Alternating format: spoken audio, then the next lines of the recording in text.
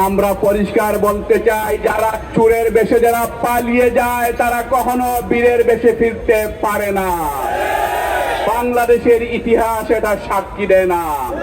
শেখ হাসিনা সেই দিন এদেশের আবাল বিদ্যা বনিতা, এদেশের 18 কোটি মানুষের প্রতিবাদে সেই দিন চোরের বেশে পালিয়ে যেতে বাধ্য হয়েছিলেন। এই বাংলাদেশে তার আর বীরের বেশে ফেরার কোনো সম্ভাবনা নাই।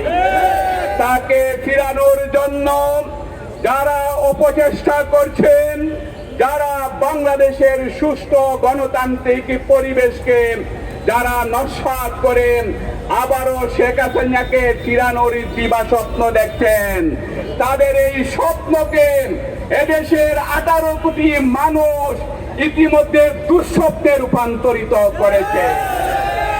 আজকে বিভিন্ন নামে বেনামে কেউ কেউ ইনিয়ে বিনিয়ে কথা বলছেন। তাদের কথা আর ভারতের মিডিয়া এবং ভারতের সুশীল সহ যারা নতুন নির্বাচিত হয়েছেন তাদের কথা মত এবং তাদের পত্রিকার আলাপ আলোচনার মধ্যে কোনো পার্থক্য নাই। সনাতন ধর্মের নামে যারা দাঁড়িয়ে বক্তব্য দিচ্ছেন, রাতের গভীর অন্ধকারে ভারত এবং তথাকথিত আওয়ামী লীগের সাথে যোগাযোগ রেখে যারা আবারও দুঃস্বপ্ন দেখছেন, তাদের এই স্বপ্ন বাংলাদেশে বাস্তবায়ন হবে না। সংগ্রামী ভাই এবং বন্ধুগণ, প্রিয় সাংবাদিক বন্ধুগণ, আজকে আমরা মাঠে এসেছি এদেশের মানুষের জানমালের নিরাপত্তার জন্য, প্রশাসনকে সহযোগিতা করার জন্য।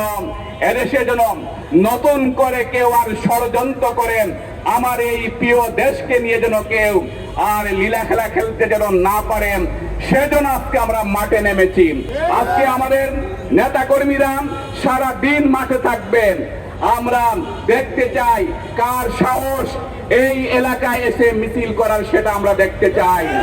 মনে রাখতে হবে, আমরা সেই কর্মী, আমরা তথাকথিত সেই আওয়ামী পুলিশকে মোকাবিলা করেন, আওয়ামী লীগকে মোকাবিলা করেন, পল্টন সহ বাংলাদেশের প্রত্যেকটা আনাচে কানাচে আমরা কর্মসূচি বাস্তবায়ন করেছি।